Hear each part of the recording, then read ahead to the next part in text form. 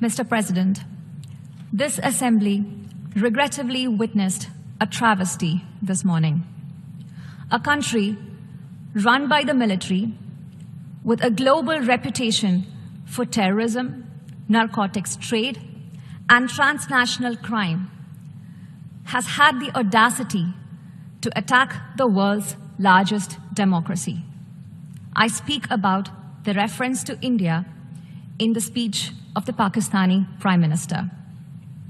As the world knows, Pakistan has long employed cross-border terrorism as a weapon against its neighbors. It has attacked our parliament, our financial capital Mumbai, marketplaces, and pilgrimage routes. The list is long. For such a country to speak about violence anywhere is hypocrisy at its worst. It is even more extraordinary for a country with a history of rigged elections to talk about political choices, that too in a democracy. The real truth is that Pakistan covets our territory and in fact has continuously used terrorism to disrupt elections in Jammu and Kashmir, an inalienable and integral part of India. A reference has been made to some proposal of strategic restraint. There can be no compact with terrorism.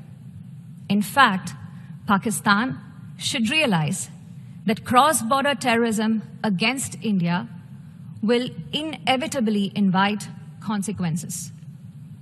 It is ridiculous that a nation that committed genocide in 1971 and which persecutes its minorities relentlessly even now dare speak about intolerances and phobias. The world can see for itself what Pakistan really is.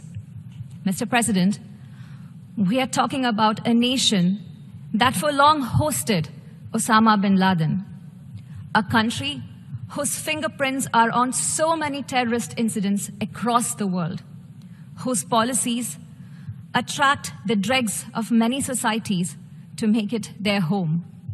Perhaps it should come as no surprise that its Prime Minister would so speak in this hallowed hall. Yet, we must make clear how unacceptable his words are to all of us. We know that Pakistan will seek to counter the truth with more lies. Repetition will change nothing. Our stand is clear and needs no reiteration. Thank you, Mr. President.